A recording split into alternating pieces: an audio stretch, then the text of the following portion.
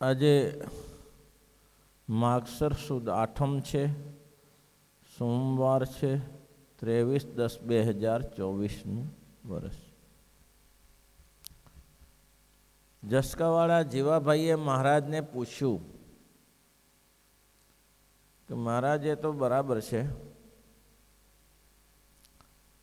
સત્સંગનું બળ વધે અને કુસંગનું બળ ઘટે, એનો શું ઉપાય બતાવો. મહારાજ નિત્યાનંદ સ્વામીને પૂછ્યું. નિત્યાનંદ સ્વામી કે એમાં એક જ છે, સંતોનો સમાગમ રાગે તો સત્સંગ વધે અને કુસંગીના જોગમાં બેસે તો સત્સંગ ઘટી જાય.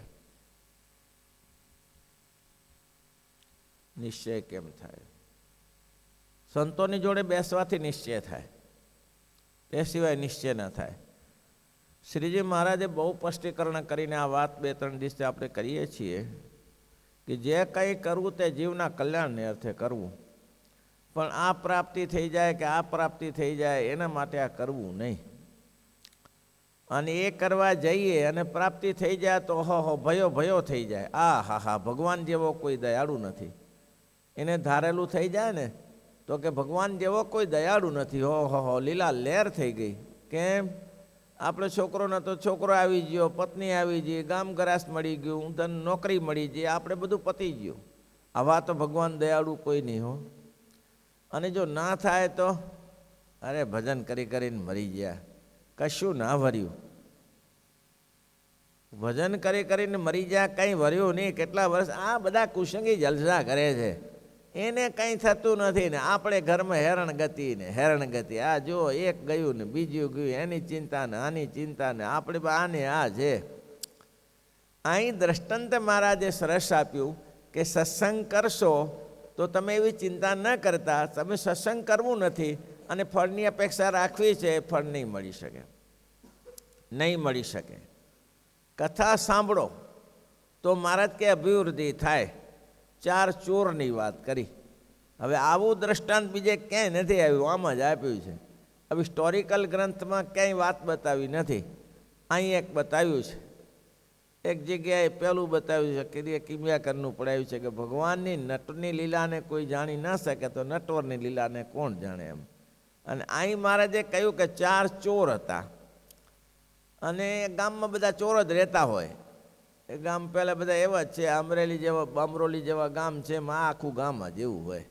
એ ચોરીને હદી ગઈ હોય ને આપણે આજુબાજુ લોકોને શું કરે, આ બધા જે હોય ઘાસ કાપીને કોઈના ખેતરમાંથી ચોરી કરે, આ કરે, તે આખી જિંદગી એમાં જ જાય નહીં. એને બીજું કંઈ સૂજે નહીં, કારણ કે આજ કર્યું હોય ને નવું ના સૂજે, એને મજૂરી કરવાની સૂજે નહીં, પડ્યા રહે એમને એમ. પોતાના ઘરને આંગળે જ 4 ફૂટે ચોમાસામાં કચરા પડી થઈ ગયા હોય, ઝાડ ઉગી ગયા હોય, એને કાઢી શકતા નથી.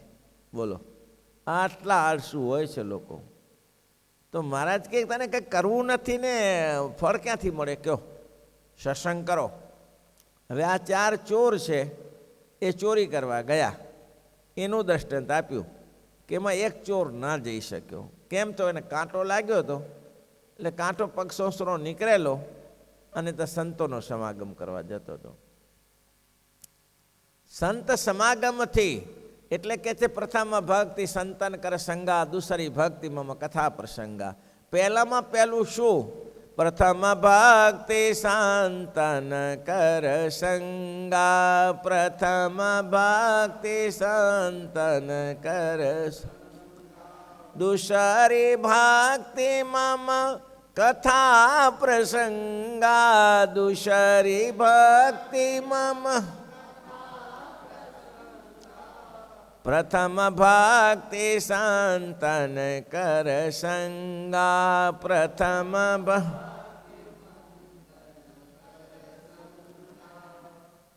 લોટ તો જુઓ, લોટ તો હોવો જોઈએ ને. લોટ હશે ને તો તમારે પૂરી થશે, રોટલી એ થશે, સાટા પેંડા થશે, પણ લોટ જ નથી તો શું? સંત જ નથી તો માર્ગદર્શન કોણ આપે? સાધુ સિવાય તો આ જગતમાં કોઈ માર્ગદર્શન આપનાર છે નહીં. આ ભાઈને કાંટો લાગ્યો, થોડો શ્રદ્ધાળુ હશે, નહીં તો ચોર કોઈ સંતોની કથા સાંભળવા ના આવે. ને મહારાજે અહીંયા દ્રષ્ટાંત ખાસ ટાંક્યું. એને એમ થયું કે હવે આ ચાલી શકાય એવું છે નહીં. હવે ચોરી કરવા જાય તો દોડવું પડે ભાઈ. આમ કાંઈ આ લંગડા માણસો કાન પગમાં લે તો પકડાઈ જાય તો માં ઉપાધી જાય, એટલે હવે આ દોડી શકાય એવું છે નહીં. પણ સંતો નજીક રહેતા હતા કે ચાલો ને આ ચોરી કરાય એમ નથી તો પગ હરખો થાય તો સંતોનો સમાગમ તો કરીએ. આ ભાઈ સંતોનો સમાગમ કરવા જાય દરરોજ સત્સંગને, અને પહેલાં 4માંથી 3 ચોરી કરવા ગયા, અને ચોરી કરીને રાજાનો ખજાનો ફાડ્યો. કંઈ સામાન્ય ચોરી, અને એટલો બધો માલ લાવ્યા અને 3 ભાગ કરી દીધા. અને પછી તો એના કુટુંબી એટલે કીધું જ કાંટો લાગ્યો તો એને, મૂર્ખના સરદાર શું વર્યું, શું વર્યું? આ સાધુડા જોડે બેઠો, મુંડિયા જોડે, લે આ કેટલી મિલકત લાવ્યા અને તું એમ નવરો નવરો રહ્યો. હવે આટલી વાતચીત થાય છે ત્યાં તો રાજાની બેરક આવી લેવા માટે. આવો, આવી જાઓ બધા જે હતા તેને લીધા, 4ને. આને લીધો, કાંટો લાગ્યો તો તેને. કેમ ચોરને તો ગણતરી થાય જ ને, ચોરીની બધાને ખબર તો હોય કેટલા જણા છે આ ગામમાં, આ મુખ્ય માણસ છે એટલે એને લીધો. ફાંસી, સૂડીની સજા, બોલો સૂડીની સજા. સંત સમાગમ દુર્લભ ભાઈ, સંતનો સમાગમ ક્યાં કાઢવો આવે? પહેલાં એક જગ્યાએ એક બેન માતાનું રૂપ લઈને ફરે, માતાનું રૂપ લઈને. હવે માતાનું રૂપ લઈને ફરે ને માથે સગડી લઈને ફરે, અને તને કે પૈસા લોકો ભેટ મુકાવે ને આ કરે ને તે કરે ને, લોકો સ્વાગત કરે, માતાજી આવ્યા, માતાજી આવ્યા, માતાજી આવ્યા. પછી એક ભાઈ બુદ્ધિશાળી હતો કે માતાજીને શાસ્ત્રમાં આપણે સંતો પાસે જઈ, સંતો તો એમ કહે છે કે માતાજીને પડછાયો ન હોય તો આજે આવે ત્યારે જોઈ લઈએ. અને એ જ્યારે આવે ત્યારે જોયું તો આ તો પડછાયો હતો, એટલે પહેલાં એ લાકડી લીધી અને ફટકારી, સાચું બોલ, કોણ છો? માતાજી છો? અને કે હું તો આ ફલાણી બાઈ છું. કે એટલું કથાસમાં આવ્યું કે માતાજીને પડછાયો ન હોય તો એ કામ થઈ ગયું ભાઈ. હા, સંતના સમાગમથી સુખી થવાય. સુખી કેમ થવાય? એક સાધુ કથામાં એમ બોલતા હતા કે ભાઈ ભજન કરે ને ભગવાન તો પ્રેમથી જમાડે છે. ભજન કરે ને એને ભાઈ પ્રેમથી ભગવાન જમાડે છે. અને કે એવું તો ક્યાં, તો મજૂરી કરવાનું બચી જાય ને. પ્રેમથી જો ભગવાન જમાડતા તો મજૂરી કરીને ટુકડા તૂટી જઈએ. અને પેલા એ કીધું એકાંતમાં જઈને ભજન કરો, એકાંતમાં જઈને ભજન કરો. જે ભજન કરે તેને મારા જંગલમાં ખાવાનું આવે. શું કીધું પાછું? ભજન કરે ને તેને ભગવાન જંગલમાં ખાવાનું આપી જાય. મારે કે જોઈ લઉં, જંગલમાં જઈને બેસું, ભગવાનનું નારાયણનું નામ જ લીધા કરું, આવે છે કે નથી આવતું ખાવાનું જોઉં. ના આવે ને તો બામણાને ધોઈ નાખું કાલે. આને મારા બેટા ઢીંગ મારે છે કથામાં બેસીને, ભગવાન જંગલમાં ખાવાનું આપે. જંગલમાં શું કહે પાક થાય છે? જીઓ જંગલમાં એક મોટો વડલો બેઠો નીચે, ઓમ નમો નારાયણ, ઓમ નમો નારાયણ, ઓમ નમો નારાયણ ચાલુ કરી દીધું. ભાઈ બેઠો તે બેઠો. હવે ત્યાં ઘણો સમય વીતી ગયો, જમવાનું કોણ આવે? જમવાનું આપે કોણ? હવે ત્યાં એક વરરાજાની જાન નીકળી. હવે જાન નીકળીને ત્યાં આવીને ધૂણવા લાગ્યો.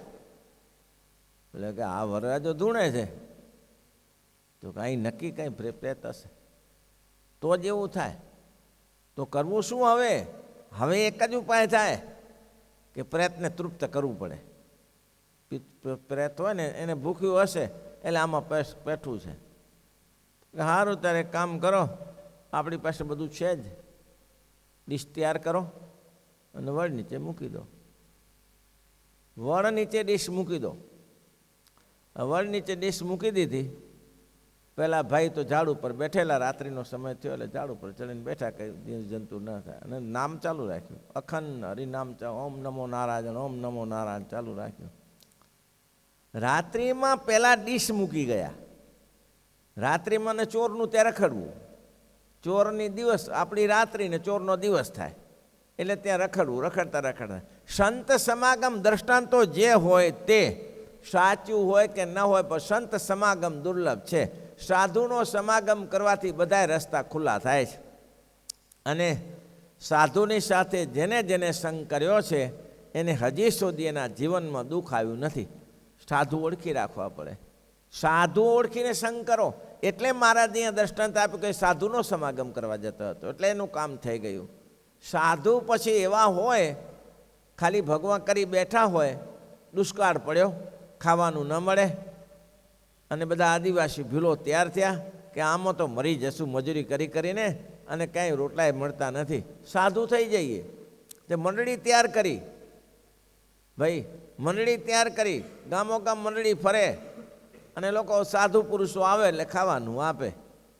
સાધુ પુરુષો આવે ને એટલે ખાવાનું લોકો આપે. સાધુ ગમે તે ભોગવે, એને જે ખબર છે કે આને જગતમાં એમ કહ્યું છે નદીનું મૂળ અને સાધુનું કુળ જોવું નહીં, મૂંડી માણસનું કુળ ના જોવું. એટલે કે આ સાધુનું તો ક્યાંથી આવે કે આપણે શું જરૂર છે, પણ હતા બધા આવા ખાવાને બાને ભેગા સાધુ થયેલા.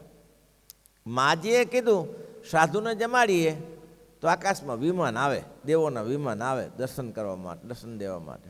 એટલે માજીએ આ બધાને પ્રેમથી અઠવાડિયું રાખીને જમાડ્યા. હો સારું કોઈ વિમાન જ ના આવ્યું. વિમાન આવવું જોઈએ ને, વિમાન આવ્યું નહીં.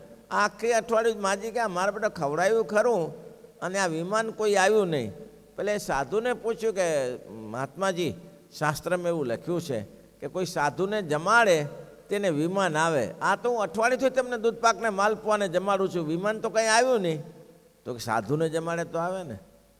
તો તમે તો ઘંટી ટાંકતા ટાંકતા અહીંયા આવ્યા, એમાં મજૂરી પડી હતી, અહીંયા આવી ગયા. ઘંટી ટાંકતા હતા ને, આ બરોબર ફેર કાંઈ પેટ ભરાતું નહોતું, અહીંયા આવી જાય. ઘંટી ટાંકનારાને સેવે તો કંઈ ભગવાનના વિમાન ના આવે બાપા. હું ભગવાનની ઉપાસના કરે ને એવા એકાંતિક સંતોને જોઈ લે કે જેનાથી કંઈ ભજન થાય, જેને પોતાનો સ્વાર્થ ન. સાધુ શું તો કે ભગવાનમાં જોડે.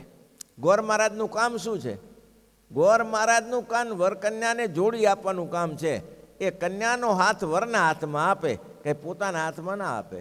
તો સાધુ છે એ કંઈ પોતામાં ના જોડે, એ પોતાના સ્વાર્થ માટે આવ ચેલા તું આટલું કરી આપ, તું આટલું કરી આપ, એ સાધુનું કામ નથી. હા, સાધુ લોકનું કલ્યાણ કરવા બેઠા છે, સાચો સાધુ હોવો જોઈએ. પછી પેટ ભરવા માટે બેઠા હોય તેનાથી કોઈ અર્થ સરી શકતો નથી. એટલે મહારાજે એમ કીધું કે સંતોનો સમાગમ દુર્લભ છે. સંતોનો સમાગમ મળી જાય, અને જો સંતનો જીવ સમાગમ કરે એનો રસ્તો નીકળે નીકળે ને નીકળે, ગમે તેમ રસ્તો નીકળે, ગમે તે ઉપાય. હવે પહેલો ઝાડ નીચે ઉપર બેઠેલો છે, અને ફર્સ્ટ ક્લાસ થાળી ભોજનની પ્રેતાત્માને માટે કોઈ તૈયાર કરેલી, ઉપર થાળી ઢાંકેલી, અને પાણીનો લોટો બધું મૂકી, અને જાનવારા તો ચાલ્યા ગયા. આ 4 રાત્રે ચોર ફરતા ફરતા ત્યાંથી 4-5 ચોરો આવ્યા કે ભૂખ લાગી છે પણ ખાવું શું, અહીં શું ખાવાનું હોય. આ વડ નીચે આવીને એનું નિવાસસ્થાન હતું, ત્યાં આવીને બેઠા હતા. હા હા હા, તો થાળ સરસ મજાનો, આ થાળ સરસ છે. જો કે થાળ સરસ છે પણ ઝેર નાખેલું હોય. થાળ સરસ હોય, ઝેર નાખેલું હોય, એ ખવાય નહીં જંગલમાં ગમે તે જગ્યાએ. આપણે વિશ્વાસ કેવી રીતે આવે કે આ થાળ સારો છે ખોટો છે, એમ કેમ ખબર પડે? ના થાય, એ નહીં ખાય.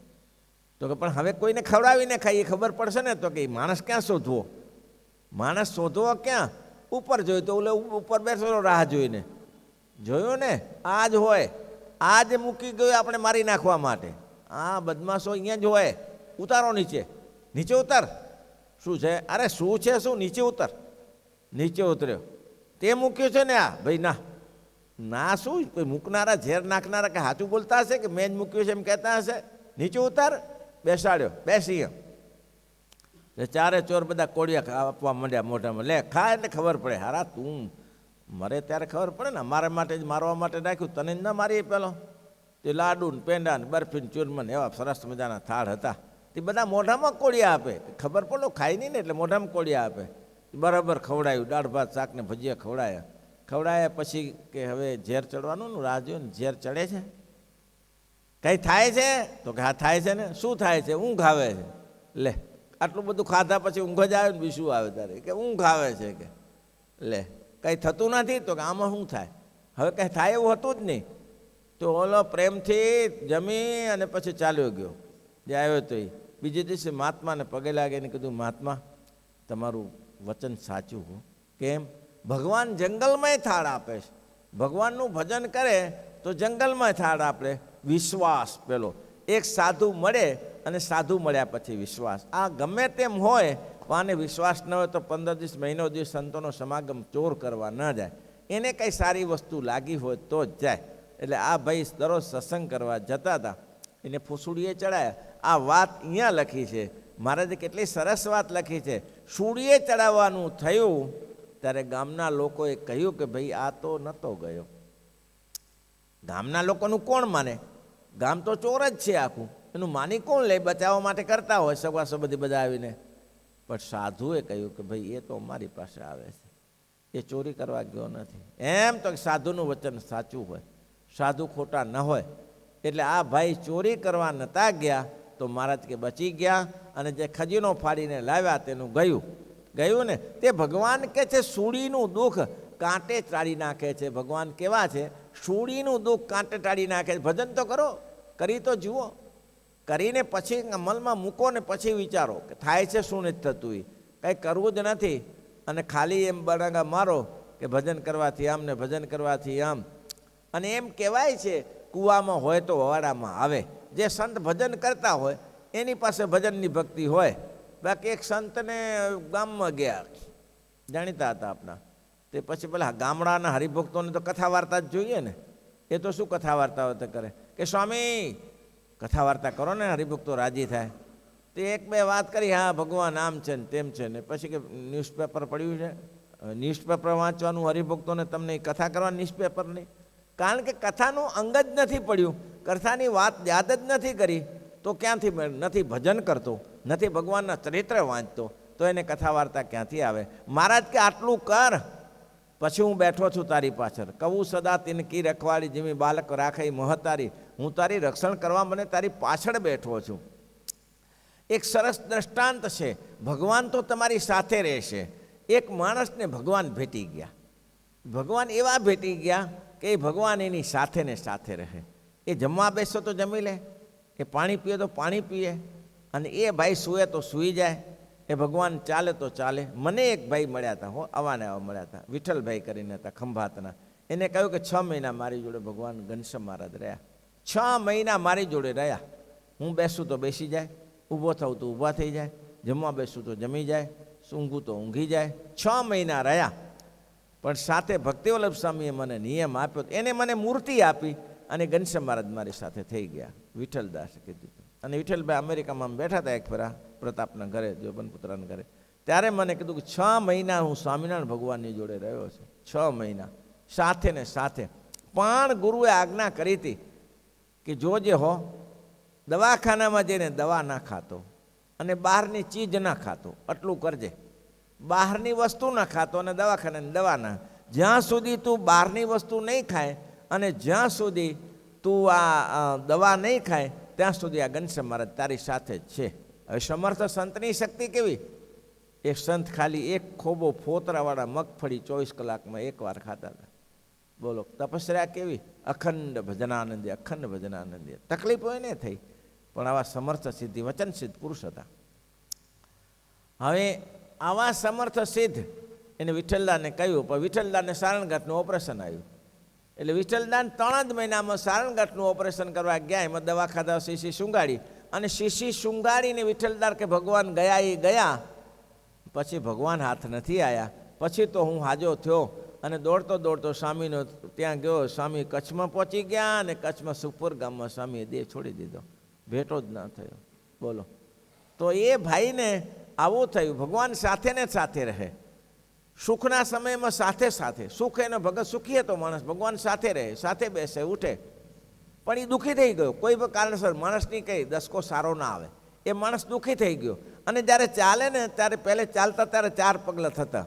2 પગલાં આના, 2 પગલાં પેલા, 4 પગલાં થતા. પણ જ્યારે દુઃખ પડ્યું, કોઈ ઉગરવાનો આરો ન થયો, ઉપાધિ થઈ ગઈ, કંઈ રહેવા કરવાનું ઠેકાણું ન મળ્યું, ત્યારે 2 પગલાં ભૂસાઈ ગયા. 2 જ પગલાં રહ્યા. ત્યારે પહેલો કે ભગવાને આવા હોય. જ્યારે હું સુખી હતો ત્યારે ભગવાન મારી સાથે રહેતા હતા, સાથે બેસતા હતા, સાથે જમતા હતા. હવે અત્યારે મને દુઃખ પડ્યું, હવે મારે ખાવાનું ઠેકાણું નથી, રહેવાનું ઠેકાણું નથી, ત્યારે અદૃશ્ય થઈ ગયા. ભગવાન અદૃશ્ય થઈ ગયા. અને થોડા દિવસમાં પાછા તો વાદળું આકાશમાં હોય, ખસી જાય પાછું. એટલે વાદળું ખસી ગયું, સુખી થયા. સુખી થયા પછી 4 પગલાં ચાલુ થઈ ગયા. વાહ વાહ વાહ! તમે મને, હું એમ સમજતો હતો કે માણસ સ્વાર્થી હોય, પણ ભગવાને સ્વાર્થી તો ખરા. ભગવાન કે શું થયું, આ તમે પહેલે મારી સાથે સુખના દિવસોમાં સાથે રહેતા હતા અને હવે પાછા સુખના દિવસોમાં આવ્યા તો દુઃખના દિવસમાં ક્યાં ગયા હતા? તો તારી જોડે જ હતો. શું જોડે હતા? આ 4 પગલાં પડતા તો 2 કેમ થઈ ગયા? 2 કેમ થઈ ગયા? ભગવાને બહુ સરસ કહ્યું કે તને ખબર નથી. શું? એ પગલાં તારા નહોતા, એ પગલાં મારા હતા. તમારા હતા? હા. કેમ? દુઃખના સમયમાં હું ભક્તને ખંભા ઉપર લઈ લઉં છું. દુઃખના સમયમાં હું ભક્તને ખંભા ઉપર લઈ લઉં છું. એનો દુઃખ પડે છે ને, અને કુંતાજી માગ્યું ને એટલા જ માટે ભગવાન દ્વારકા જાય છે. બધું કાર્ય પૂરું થઈ ગયું. જતી વેળાએ કુંતાજી ખોળો પાથરીને કહ્યું, બેટા મારી એક વાત સાંભળ. તો કે બોલો. મારે તારી પાસે કંઈક ઈચ્છા છે માગવાની. તો માસી ફૈબા માગો, તમારે જે જોતું હોય તે માગું, હું આપીશ. એમ બસ આ એક જ વસ્તુ માગું છું. હવે પછી મારા જીવનમાં ડગલે ને પગલે દુઃખ રહો, ડગલે ને પગલે દુઃખ રહો.